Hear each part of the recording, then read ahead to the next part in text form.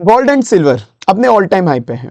अब इसका आगे क्या होने वाला है? क्या ये सेम रैली आगे कंटिन्यू होने वाली है, या फिर जो बाकी स्टॉक मार्केट के साथ, जो टेक्निकल के साथ जो जनरली होता है टेक्निकल्स में, कि हर बार जो स्टॉक ऊपर जाता है लोग बाग प्रॉफिट बुकिंग करना शुरू हो जाते हैं और वापस डाउन पे आता है। तो क्या गोल्ड एंड सिल्वर के साथ भी वही होने वाला है, या इसका क्या होने वाला है? आइए पूरा डिटेल में एनालाइज करते हैं कि गोल्ड एंड सिल्वर का फ्यूचर आउटलुक क्या रहेगा, क्या फैक्टर्स है जो इसकी डिमांड को अभी अफेक्ट करते हैं। चलो शुरू करते हैं। उसके पहले मैं क्लियर कर दूं, this is not a buy sell advice. बाकी आपको बाय सेल करना है तो आप खुद का एनालिसिस एक बार कर लेना। तो अपन एक एक करके बात करते हैं। सबसे पहले गोल्ड की बात करते हैं, बिना टाइम वेस्ट करे मैं थोड़ा फैक्टर्स जल्दी जल्दी बताऊंगा। सारे फैक्टर्स कंसीडर करेंगे अपन कि जो जो भी गोल्ड के फ्यूचर आउटलुक का इंपैक्ट कर सकते हैं फ्यूचर प्राइस को, बट थोड़ा जल्दी जल्दी बता दूंगा ताकि आपका टाइम सेव हो जाए। सबसे पहला फैक्टर, सिंपल सी बात है, आजकल यूएसडी अपना ट्रस्ट लूज कर रहा है। पहले क्या था कि यूएसडी सब लोग, जितनी भी कंट्रीज थी, इंडिया, चाइना या जो भी कंट्रीज थी, वो यूएसडी का रिजर्व बना के रखती थी कि यूएसडी इंटरनेशनल ट्रेड के लिए करेंसी मेनली ये यूज होती थी। किसी को भी इंटरनेशनल ट्रेड करना है या गवर्नमेंट स्टेबिलिटी मेंटेन रखनी है तो सब अपने पास यूएसडी का रिजर्व रहते थे। अब यूएसडी का ट्रस्ट दिन पे दिन टूटता जा रहा है। लोग अब यूएसडी को प्रीफर नहीं कर रहे जितनी भी बाकी कंट्रीज है। तो जितनी भी बाकी कंट्रीज का सेंट्रल बैंक है वो अपना यूएसडी का रिजर्व कम करते जा रहे हैं। They are reducing the USD reserve, क्योंकि यूएस का नेशनल डेट भी ज्यादा आ गया। और आपको ट्रंप चाचा के आपने देख ही लिया होगा, आए दिन यूएस में क्या इंस्टेबिलिटी चलती रहती है, कुछ पता नहीं रहता।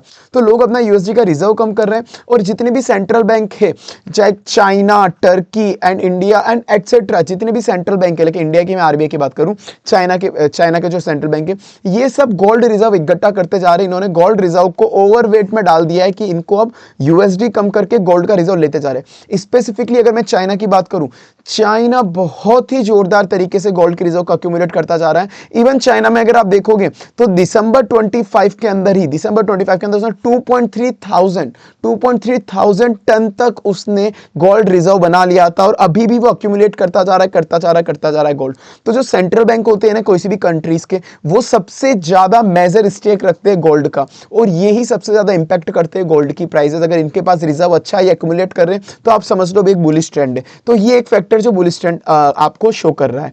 उसके बाद में अगर नेक्स्ट बात करूं आरबीआई की भी, जैसे मैंने चाइना का सेंट्रल बैंक बोला, सिमिलरली जो इंडिया का सेंट्रल बैंक है, that is reserve bank of India. India के अंदर पहली बार जो गोल्ड का रिजर्व आरबीआई ने क्रॉस करा है वो 100 बिलियन यूएसडी। 100 बिलियन यूएसडी पहली बार आरबीआई ने इतना गोल्ड रिजर्व इकट्ठा कर लिया। ये अभी डबल हो चुका है, ऑलमोस्ट डबल हो चुका है ये जो भी रिजर्व है। पहले अपने पास इसका हाफ था, आरबीआई ने डायरेक्ट डबल कर दिया है। 2019 से लेकर 2025 के अंदर ही आरबीआई ने इसको डबल कर दिया है। तो अब ये भी एक बहुत बड़ा पॉजिटिव फैक्टर है ओवरऑल कि जितनी भी सेंट्रल बैंक्स है वो गोल्ड को ज्यादा ओवरवेट कर रही है और यूएसडी को खत्म कर रही है। सिंपल चीज है, यूएसडी पे लोगों का ट्रस्ट नहीं है। उसके बाद मैं नेक्स्ट बात करता हूं लैक ऑफ फिजिकल सप्लाई। ये भी एक बुलिश चीज है, क्योंकि भाई ये गोल्ड है, ये कोई करेंसी नहीं है, यूएसडी नहीं है कि जितनी इच्छा होती है आप छाप दो काम खत्म। नहीं, गोल्ड माइन होता है, गोल्ड की माइनिंग्स पे डिपेंड करेगा गोल्ड कितना आएगा। जितना अभी लोग अक्यूमुलेट कर रहे हैं, जितनी डिमांड है, उतनी भी फिजिकल सप्लाई अभी नहीं हो पा रही है, क्योंकि डिमांड हर एक सेंट्रल बैंक की बहुत ज्यादा हो रही है और धीरे धीरे उसकी सप्लाई कम हो रही है। इवन जो बैंक ऑफ अमेरिका ने खुद ने प्रोजेक्ट कर दिया कि जो अमेरिकन माइनर्स है, जो 13 मेजर अमेरिकन माइनर्स है, उनकी भी प्रोडक्शन में इस बार डिक्लाइन होने वाला है, 2% का डिक्लाइन वाला। इकोनॉमिक्स टाइम की भी रिपोर्ट है, आप देख सकते हो। तो फिजिकल सप्लाई भी कम हो रही है, डिमांड बढ़ते जा रही है, क्योंकि लोग सब सेफ कमोडिटी की तरफ मूव होते जा रहे हैं। This is also a bullish factor कि गोल्ड की प्राइस बढ़ने वाली है। उसके बाद में नेक्स्ट बात करूं कि गोल्ड की सप्लाई कम होती जा रही है, पर अगर मैं इंडिया की भी अगर मैं स्पेसिफिक बात करूं, इंडिया एक सेकेंड लार्जेस्ट कंज्यूमर है गोल्ड का पूरे वर्ल्ड के अंदर। क्योंकि आप जानते हो इंडिया के अंदर कोई भी फंक्शन हो, कोई भी त्योहार हो, मैरिजेस हो, हर जगह जो अपने यहाँ के वुमेन्स है, इवन मैन ऑल्सो, उनको गोल्ड ज्वेलरी बहुत ज्यादा कंज्यूम करते हैं। Consume in the sense here is like wearing the things. तो वो अपना चाहे कितना भी गोल्ड महंगा होता जा रहा है, सब कुछ होता जा रहा है, डिमांड अपने इंडिया के अंदर अच्छी खासी वो की वही है। तो इसीलिए इंडिया के अंदर तो डिमांड उतनी की उतनी है। और इंडिया के अंदर एक और चीज क्या है, मैक्सिमम गोल्ड यहाँ पर इंपोर्ट होता है, अपने यहाँ पे ज्यादा माइन नहीं होता, मैक्सिमम इंपोर्ट होता है। इंपोर्ट करने के लिए आपको पता है आपको पेमेंट करना पड़ता है, और अपना रुपी जो है, रुपी यूएसडी के अगेंस्ट बहुत ज्यादा वीक होता जा रहा है, डेप्रिशिएट होता जा रहा है। तो जब भी अपन को रुपए से पेमेंट देना होगा, मतलब अपन यूएसडी में कन्वर्ट कराएंगे, तो अपन को गोल्ड और महंगा मिलेगा, क्योंकि अपना रुपी डेप्रिशिएट होता जा रहा है यूएसडी के कंपैरिजन में। तो वो इंपोर्टेड प्राइस जो होगी गोल्ड की, वो और ज्यादा डेप्रिशिएट होने वाली है, उसकी प्राइस और गिरने वाली है। मतलब रुपीज डेप्रिशिएट होने वाला है, मतलब गोल्ड की प्राइस अपने यहाँ पे इंडिया में और महंगी होने वाली है, एक्सपेंसिव होने वाली है। This is also a bullish factor कि गोल्ड की प्राइस और बढ़ने वाली है अभी फ्यूचर के अंदर, क्योंकि अपन इंपोर्ट कर रहे हैं, सेकंड लार्जेस्ट कंज्यूमर है अपन। उसके बाद में नेक्स्ट बात करूं यूएस गोल्ड रिवॉल्यूशन की। आपको उसके पहले एक बार देखना चाहिए कि वर्ल्ड वाइड के अंदर कितना कितना किसके पास गोल्ड का रिजर्व पड़ा हुआ है। ये मैं गवर्नमेंट की बात कर रहा हूँ, गवर्नमेंट के पास कितना है।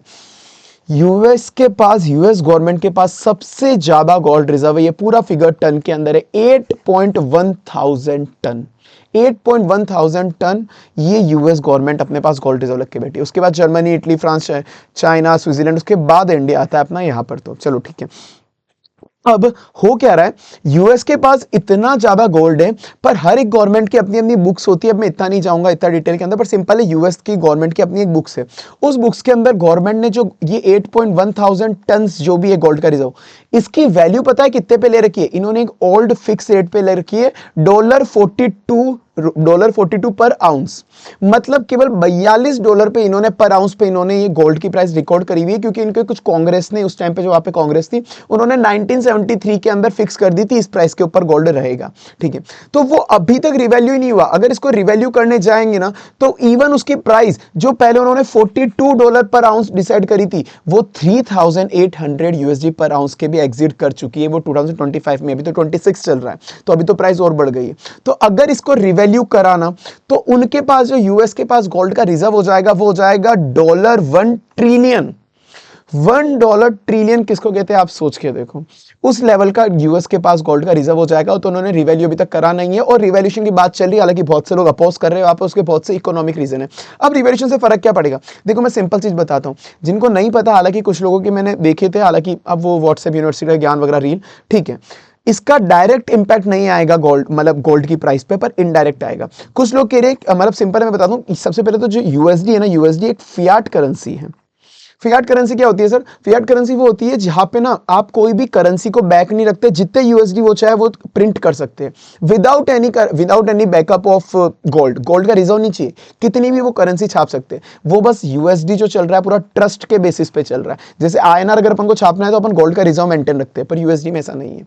तो इसीलिए होगा क्या, वैसे डायरेक्ट इंपैक्ट नहीं होगा, पर फिर भी जब आपके पास गोल्ड की वैल्यू, यूएस के पास बहुत ज्यादा गोल्ड की वैल्यू हो गई ना, तो दो फैक्टर है। लोगों का ट्रस्ट यूएसडी से कम होकर ऑटोमेटिकली गोल्ड पे ट्रस्ट बढ़ जाएगा, कि अब लोग बाग ट्रस्ट गोल्ड को ज्यादा करेंगे, तो ऑटोमेटिक सेंटीमेंट होंगे कि प्राइस बढ़ जाएगी। दूसरा, जब किसी इकोनॉमी के पास इतना ज्यादा रिजर्व पड़ जाता है, तो उनको पता है कि अब हमारे पास हमारी जो कंट्री है वो सेल्फ सफिशिएंट है, कोई भी डेट होगा या कोई भी अगर इनस्टेबिलिटी होगी तो हम संभाल सकते हैं, हमारे पास इतना ज्यादा गोल्ड है। तो उस वजह से वो प्रिंटिंग और बढ़ा सकते हैं यूएसडी की, कि कोई बात नहीं, अगर इन्फ्लेशन भी आया या कुछ भी आया, हमको डेट रीपेमेंट के लिए कुछ भी हुआ, तो हमारा ये गोल्ड संभाल लेगा। तो उस वजह से ये प्रिंटिंग बढ़ा सकते हैं अपने यूएसडी की। उस केस के अंदर भी यूएसडी की वैल्यू गिरेगी और गोल्ड की बढ़ेगी। तो ये फैक्टर भी बहुत बड़ा इंपैक्ट करेगा गोल्ड की प्राइस को, अगर ऐसा भी हो गया तो। उसके बाद में नेक्स्ट बात करूं, अगर आप देखोगे रिपोर्ट, जो एक्सपेक्टेड रिपोर्ट है इकोनॉमिक्स टाइम ऑफ इंडिया, या बहुत से आप एक्सपर्ट रिपोर्ट पढ़ोगे, जो यूएस की फेडरल रेट है वो इस बार कट हो सकती है। तो जब भी फेडरल रेट कट होती है ना, सिंपल आप समझो, जो भी नॉन इंटरेस्ट बियरिंग असेट है, सॉरी मैं इतना टेक्निकल नहीं जाऊंगा, ठीक है, सिंपल चीज है, इंटरेस्ट रेट जब भी कट होती है ना, तो वो लोग नॉन इंटरेस्ट बियरिंग असेट, मतलब जो असेट आपको इंटरेस्ट नहीं देती, लाइक गोल्ड से आपको कोई इंटरेस्ट नहीं मिलता, जैसे बॉन्ड डिबेंचर, ये तो आपको इंटरेस्ट देते नहीं, तो लोग बात क्या करते हैं, क्योंकि इंटरेस्ट रेट कम हो गई, तो अब बॉन्ड डिबेंचर अब इनमें कोई इन्वेस्ट नहीं करेगा, ऐसा सच कोई ज्यादा फायदा नहीं है, तो वो शिफ्ट हो जाते हैं secured asset, non interest bearing asset पे, that is gold and silver. तो वो गोल्ड एंड सिल्वर पे शिफ्ट हो जाएंगे मोस्टली। तो अगर ये हो गया 2026 में बजट के अंदर, अगर इन्होंने यूएस ने अपनी फेडरल रेट कम कर दी, तो गोल्ड पे बहुत अच्छा खासा इंपैक्ट पड़ सकता है, गोल्ड की प्राइस अलग लेवल पे जा सकती है। तो ये बहुत बड़ा इंपैक्ट कर सकता है। उसके बाद में बात करूं, अभी जो आने वाले जो 2026 है, इसके अंदर सबकी एक्सपेक्टेशन है, जो भी एक्सपर्ट रिपोर्ट है उनकी बात कर रहा हूं, उनकी सबकी एक्सपेक्टेशन है कि इस बार इन्फ्लेशन और मार्केट वॉलेटिलिटी बहुत ज्यादा रहने वाला है। इन्फ्लेशन भी बहुत ज्यादा रहेगा, मार्केट वॉलेटिलिटी भी ज्यादा रहेगी। वो तो हालांकि अपन ने जैन मंथ में देख लिया, जो मार्केट का हाल चल रहा है जैन मंथ के अंदर ही अपन ने स्टॉक मार्केट देखा, जितनी वॉलेटाइल है, साफ पता पड़ रहा है। अगर ऐसा 2026 पूरा का पूरा रहा, तो जब भी मार्केट ज्यादा वॉलेटाइल होता है, इन्फ्लेशन इंपैक्ट करती है, तो लोगों का ट्रस्ट ज्यादा चले जाता है सेफ असेट पे। सेफ असेट क्या होती है? That is gold and silver. Gold and silver ये दो सेफ असेट होती है। लोग अपना पैसा मूव कर देते हैं पूरा का पूरा गोल्ड सिल्वर में, कि परचेसिंग पावर उनकी बनी रहे। तो ये भी बहुत बड़ा इंपैक्ट कर सकता है गोल्ड की प्राइसेस के अंदर। तो मैं अभी बहुत से फैक्टर बात करें, ऐसे बहुत से फैक्टर हैं। फाइनल एक बार बात कर लेते हैं जियोपॉलिटिकल ग्लोबल इंस्टेबिलिटी। आपको पता है जो भी जियोपॉलिटिकल इश्यूज चल रहे हैं, हर बार तो ऐसा लगता है कि कोई सी भी लड़ाई होती है ऐसा लगता है वर्ल्ड वॉर 3 हो जाएगा, वर्ल्ड वॉर 3 हो जाएगा। हर जगह तो ऐसी न्यूज़ आ जाती है, कुछ भी हुआ वर्ल्ड वॉर 3 होने वाला है, हर जगह ऐसी न्यूज़ आ जाती है। अब पता नहीं वर्ल्ड वॉर 3 तो होगा नहीं होगा, गॉड नहीं गॉड नोस, मतलब वो सब अपन को नहीं पता। बट जो इनस्टेबिलिटी चल रही है, जो जियोपॉलिटिक्स के इशू चल रहे हैं, यूएस वर्सेस वेनेजुला हो चुका है, ईरान के अंदर आपको पता है जिस कंट्री के अंदर मतलब रिलीजियस को अपने इतना स्ट्रिक्टली फॉलो करते हैं, वहां पर किसी मॉस्क को, मस्जिद को जलाना, हालांकि गलत है, कभी भी किसी के साथ ऐसा नहीं करना चाहिए, बट अगर आपने वहां पे मस्जिद को जलाया तो आप सोचो वहां पे किस लेवल की इनस्टेबिलिटी होने वाली है ईरान में। वो चाइना ताइवान आपको पता ही है जो उनके बीच में टेंशन चल रही है, चाइना अपने मिलिट्री डिप्लॉय कर रहा है ताइवान को कब्जे में लेने के लिए, सिंपल चीज। ऐसी बहुत सी चीजें चल रही है। यूएस आए दिन हर किससे लड़ रहा है, यूएस रशिया का इशू चल रहा है, यूएस चाइना का इशू चल रहा है, बहुत इंस्टेबिलिटी है।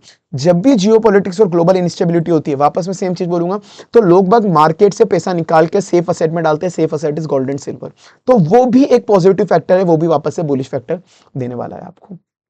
तो अभी तक के जो भी फैक्टर देखे ना, एज सच कहीं पे भी ऐसा मुझे नहीं लग रहा कि गोल्ड आपका प्राइस कहीं पे डिक्रीज हो सकती है। एज सच कोई अपन को फंडामेंटल रीजन नहीं मिल रहा।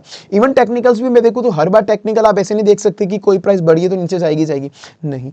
आप लोगों को मैंने देखा है कि लोग शॉर्ट पोजीशन पे उतर आए कि नहीं हम इसको शॉर्ट कर देते हैं, नहीं। कभी कभार आपको फ्लो के साथ जाना होता है। अभी शॉर्ट करना थोड़ा सा मुझे लगता है थोड़ा बहुत ही ज्यादा गलत डिसीजन हो सकता है वो, क्योंकि ऐसा अभी कोई भी फैक्टर नहीं है कि जो सेफ असेट गोल्ड सिल्वर की प्राइस को इंपैक्ट कर मतलब डाउन ला सकता है। तो आई डोंट थिंक एक बार अभी आपको इस पे आपको, बाकी वो आपकी इच्छा है, मैं बाय सेल एडवाइस नहीं दे रहा, पर मुझे कोई भी ऐसा फैक्टर नहीं मिला है जो कंपेरेटिवली भी गोल्ड सिल्वर की प्राइस को डाउन करने वाला है। इवन मैं मेरी खुद की बात भी करूँ ना, मेरा अभी 8% 40:60 का रेशियो चल रहा है। 40% पैसा मेरा इक्विटी मार्केट में, 60 पैसा मेरा गोल्ड एंड सिल्वर के अंदर है, मेरा खुद का भी पर्सनली। ये मैंने भी मेरा ये रेशियो मेंटेन करा हुआ है अभी तो। पर ठीक है, अब उसके बाद अपन एक्सपर्ट रिपोर्ट की और सिल्वर वगैरह की अपन आगे बात करते हैं। पर अगर उसके पहले अगर आपको वीडियो अच्छी लगी है तो प्लीज लाइक कर देना और चैनल याद रख के सब्सक्राइब कर देना, बेल आइकन नोटिफिकेशन भी प्रेस कर देना। बेल आइकन नोटिफिकेशन अगर आपने प्रेस नहीं करा तो आपको वीडियो की नोटिफिकेशन लेट आएगी, और जब तक मैं कोई शेयर मार्केट की इंपॉर्टेंट न्यूज़ या ऐसा कोई भी अपडेट लाया होगा तो आपको अगर लेट मिला तो शेयर मार्केट का जब तक तो पूरी न्यूज़ इनकॉर्पोरेट हो चुकी है कि कोई मतलब नहीं निकलेगा। तो इसलिए प्लीज़ वीडियो लाइक सब्सक्राइब कर देना चैनल को और बेल आइकन नोटिफिकेशन प्रेस कर देना। अब अपन बात करते हैं उसके बाद एक और एक्सपर्ट की रिपोर्ट की, कि एक्सपर्ट का रिपोर्ट तो इवन जो भी है, जो गोल्डमैन सैक, जेपी मॉर्गन जो वर्ल्ड की big 4 top 4 consultancy investment banking companies है, वो बोल रहे हैं कि यहां पर अभी ना 4000 यूएसडी पर आउंस में तो अभी 2026 के मिड ईयर में ही पहुंच जाएगा ये, मतलब जो गोल्ड का प्राइस है। उसके बाद 2026 के एंड में तो ये 5000 पर आउंस तक भी पहुंच जाएगा, यूएसडी की बात चल रही है। तो इनका तो बहुत ही ज्यादा बुलिश, इनका बहुत ज्यादा मतलब बुलिश व्यू है कि ये बहुत ज़्यादा प्राइस बढ़ने वाली है गोल्ड की और भी ज़्यादा। तो सब जगह जितनी भी एक्सपर्ट रिपोर्ट या कुछ भी आप पढ़ोगे, कोई भी रीज़न ऐसा नहीं मिल रहा है कि गोल्ड की प्राइस डाउन क्यों जाएगी। सिंपल चीज़ ये है। अब मैं उसके बाद अब बिना टाइम वेस्ट करे सिल्वर की बात करते हैं। सिल्वर को थोड़ा शॉर्ट में अपन बात कर लेते हैं, क्योंकि सेम पॉइंट जो मैंने गोल्ड के लिए डिस्कस करे थे, अभी सेम पॉइंट गोल्ड में डिस्कस करें, वो 50-60% पॉइंट यहाँ पे सेम लगते हैं, क्योंकि मार्केट में इनस्टेबिलिटी वाली जो हाल है, तो वहाँ पर सेम चीज़ है कि लोग बाग अपना पैसा मार्केट में ना रखे, सेफ असेट में रखेंगे। गोल्ड सिल्वर, तो मैंने जहाँ गोल्ड की बात करी वह सिल्वर भी आता है, वो भी कंपेरेटिवली सेफ असेट है। पर उसके बाद अब मैं बात करूं फिर भी सिल्वर के कुछ एक्स्ट्रा चीजें। सिल्वर के अंदर भी सप्लाई डेफिसिट बहुत जोरदार चल रही है, लगातार 5-6 सालों से ऐसा चल रहा है कि जितनी डिमांड है, ये एक्चुअल डाटा है, एक्चुअल डाटा। आप इकोनॉमिक्स टाइम का मैं आपको लिंक भी अटैच कर दूंगा, वो भी पढ़ लेना। आपका जो एक्चुअल जो डिमांड है और जितनी सप्लाई वो मीट ही नहीं हो पा रही, उनके बीच में गैप ही ज्यादा है। हर बार डेफिसिट रह रहा है 200 से 250 मिलियन आउंस का। जो डिमांड है वो 1.2 बिलियन आउंस की है, जो सप्लाई हो पा रही है वो 1 बिलियन आउंस की हो पा रही है। हर बार 200 से 250 मिलियन आउंस का डेफिसिट चल रहा है, ये 4-5 साल से लगातार ये का ये चल रहा है। तो जब इतनी सप्लाई डेफिसिट है और इवन अब तो डिमांड और बढ़ने वाली है, अब कम नहीं होने वाली, अब तो डिमांड बढ़ने वाली है उसके इंडस्ट्रियल यूज की वजह से। आपको पता है चाहे ईवी हो, सोलर पैनल हो, एआई हो, सेमीकंडक्टर हो, सब जगह सिल्वर की सप्लाई ज्यादा है, तो अब तो डिमांड और बढ़ेगी। मैं तो अभी लास्ट के कुछ जो एग्जिस्टिंग डाटा है उसकी बात कर रहा हूँ। इवन जो वर्ल्ड का सबसे लार्जेस्ट एक्सपोर्टर है सिल्वर का, वो है चाइना। सबसे ज्यादा जो रिफाइंड सिल्वर प्रोवाइड करता है पूरे वर्ल्ड के अंदर 60 to 70% चाइना सप्लाई करता है, और इसी ने यहां पर रिस्ट्रिक्ट कर दिया है कि चाइना अब एक्सपोर्ट नहीं करेगा सिल्वर को। उसने लाइसेंस बेस्ड रिस्ट्रिक्शन लगा दिया कि अब किसी को भी एक्सपोर्ट करना है तो लाइसेंस लेना पड़ेगा, और लाइसेंस उसने टफ कर दिया है। तो इजीली अब वहां से एक्सपोर्ट नहीं होने वाला सिल्वर, क्योंकि सिंपल चीज है, चाइना इलेक्ट्रॉनिक मैन्युफैक्चरिंग का किंग है ओवरऑल। सिंपल अपन को पता है, सोलर पैनल, ईवी वगैरह, तो उसको पता है कि जितनी डिमांड है वो तो चाइना पूरी कंज्यूम कर जाएगा, तो बाकी वर्ल्ड के लिए बचेगा क्या। तो ये बहुत बड़ा फैक्टर है, डिमांड, अब उसकी डिमांड बढ़ रही है, सप्लाई और कम हो रही है। तो इस सिल्वर भी अभी अपन को बुलिश व्यू दे रहा है। सेम में बात करूँ, आपको पता होगा paper silver more than physical silver हो चुका है। ये चीज़ आपको ऑलरेडी आइडिया होगा, आपने ऑलरेडी बहुत जगह देख लिया होगा कि लोगों ने पेपर में एक्चुअल में उतना सिल्वर है ही नहीं जितना कॉमेक्स में बेच दिया लोगों ने। कॉमेक्स के अंदर मतलब जो पेपर सिल्वर है, एक तरह से जितना सिल्वर फिजिकल मार्केट में अवेलेबल नहीं उतना लोगों ने शॉर्ट कर दिया, शॉर्ट पोजीशन बना ली। अगर इसकी ऑफिशियल रिपोर्ट पढ़ोगे तो 370:1 का रेशियो चल रहा है। एक सिल्वर अवेलेबल है तो 378 कॉन्ट्रैक्ट कर दिया, 378 टाइम्स उसको सेल कर दिया है। तो अब इवन वेस्टर्न बैंक ने, चाइना जहां पे इतना बुलिश है कि सिल्वर बढ़ेगा बढ़ेगा, वो अक्यूमुलेट करता जा रहा है, वेस्टर्न बैंक ने इसके वेस्टर्न बैंक ने उनको शॉर्ट कर दिया कि सिल्वर को सेल कर दिया। और वो शॉर्ट की पोजीशन इतनी ज्यादा हो चुकी है कि अब उनको शॉर्ट की पोजीशन कवर करने के लिए अब उनको मतलब उनकी एक्सपायरी डेट आ चुकी है ऑन एन अप्रोक्स। उनको अब उसकी डिमांड क्रिएट करनी पड़ेगी, उसको बाय डिमांड लेना पड़ेगा, बाय की डिमांड क्रिएट करनी पड़ेगी। जब उसने अपनी शॉर्ट की पोजीशन क्लियर करी, मतलब बंद करी, उस वक्त सिल्वर बहुत अलग लेवल पे रैली दे सकता है क्योंकि उसने इतना ज्यादा शॉर्ट करा हुआ है अभी वेस्टर्न बैंक्स वगैरह ने। उसके बाद एक फाइनल में बात बताता हूं, हालांकि ये वीडियो में 1-2 दिन पहले शूट कर रहा हूं, हालांकि अब ये गैप थोड़ा शायद कम हो गया हो तो ठीक है, पर अभी मैं लास्ट 1 दिन पहले की बात कर रहा हूं। जैसे अगर मैं बात कर रहा हूं 19 जनवरी की, तो उस वक्त 19 जनवरी जब मैं वीडियो शूट कर रहा हूं, 19 जनवरी में सिल्वर जो शंघाई फ्यूचर एक्सचेंज, मैं चाइना की बात कर रहा हूं, चाइना में चल रहा था $100 पर आउंस, और जो यूएस के अंदर चल रहा है, यूएस में चल रहा है $88 पर आउंस, मतलब जो कॉमेक्स की रेट चल रही है। यहां पर आर्बिट्रेज अपॉर्चुनिटी बहुत बड़ी खड़ी हो गई थी। तो यहां पर सिल्वर चाइना में अलग प्राइस चल रही है, वहां पर अलग चल रही है। चाइना बहुत ज्यादा बुलिश है, चाइना के अंदर डिमांड बढ़ी हुई है, रेट बढ़ी हुई है। जब भी आपको ऐसा दिखता है ना कि आर्बिट्रेज अपॉर्चुनिटी ज्यादा है, कहीं पे प्राइस ज्यादा है, किसी कंट्री में कम है, तो आप मान के चलो हर बार मेटल में ऐसा ही हुआ है कि उसकी प्राइस बहुत ज्यादा बुलिश जाती है, प्राइस क्लोजअप होगी और वो प्राइस बढ़ के 100 आउंस और उसके ऊपर और पहुंच जाएगी। सिंपल चीजें हैं। तो ये आर्बिट्रेज अपॉर्चुनिटी भी क्रिएट हो गई और इसकी मेटल की प्राइस भी आगे जाने वाली। तो ऐसा सच मैं सिंपल बात करूं, ना गोल्ड ना सिल्वर, इन दोनों के अंदर भी कोई भी एज सच वो इंडिकेटर नहीं दिख रहा है कि ये कोई बियरिश पैटर्न दिखा रहा हूं, नहीं। अब ये पूरा का पूरा बुलिश पैटर्न चल रहा है, तो अभी आपको फ्लो के साथ चलना चाहिए मेरे हिसाब से। Again I am not giving any buy sell advice, मैं बस मेरा बता रहा हूं मैं क्या कर रहा हूं। तो मैं तो अभी गोल्ड सिल्वर के साथ जा रहा हूं, पर एक स्मॉल टिप एक और आपको देना चाहूंगा। सिल्वर अच्छी खासी रैली दिखा चुका है, हालांकि अभी आगे भी बढ़ेगा, पर एक रिलेटिव टर्म में मैं बात करूं ना, गोल्ड सिल्वर का रेशियो हमेशा देखा जाता है कि गोल्ड और सिल्वर के कंपैरिजन में रेशियो क्या चल रहा है गोल्ड और सिल्वर की प्राइस का। तो सिल्वर ऑलरेडी धीरे धीरे महंगा होता जा रहा है, तो इनके रिलेटिव टर्म की मैं अगर बात करूं ना, तो अभी ना कंपेरेटिवली मैं गोल्ड और सिल्वर के कंपैरिजन में बात कर रहा हूं, हालांकि दोनों सही है, पर गोल्ड सिल्वर का रेशियो कुछ ऐसा हो चुका है इनकी प्राइसेस की गोल्ड की परचेसिंग पावर कंपेरेटिवली सिल्वर के कंपैरिजन में कम हुई है, सिल्वर के कंपैरिजन में कम हुई है गोल्ड की परचेसिंग पावर। तो गोल्ड अभी कंपैरेटिवली थोड़ा अंडर वैल्यू है। तो मैं पर्सनली मेरा बता रहा हूं, मैं आपको गाइड नहीं कर रहा, देखो आपको जो करना हो करो। मैं सिल्वर पे भी ऑफकोर्स रखूंगा अपनी पोजीशन, पर मैं अब गोल्ड पे ज्यादा ध्यान देना शुरू होऊंगा। तो एक बार आप इस चीज को एनालाइज कर सकते हैं, गोल्ड वर्सेस सिल्वर में भी मुझे लगता है गोल्ड थोड़ा ज्यादा बुलिश पैटर्न देगा। तो बाकी अगर आपको वीडियो अच्छी लगी है तो वीडियो याद रख के लाइक कर देना और चैनल याद रख के सब्सक्राइब कर देना, ताकि आने वाली वीडियोस आपको ऐसे ही मिलती रहे टाइम टू टाइम, और बेल आइकन नोटिफिकेशन भी प्रेस कर देना। सो लाइक एंड सब्सक्राइब कर देना। बाकी मिलते हैं अपन अगली वीडियो में। आपका क्या ओपिनियन है ये मुझे कमेंट सेक्शन में जरूर याद से बताना, हो सकता है आपका ओपिनियन कुछ और हो, पर मुझे एक बार कमेंट सेक्शन में जरूर याद से बता देना। मिलते हैं अगली वीडियो में।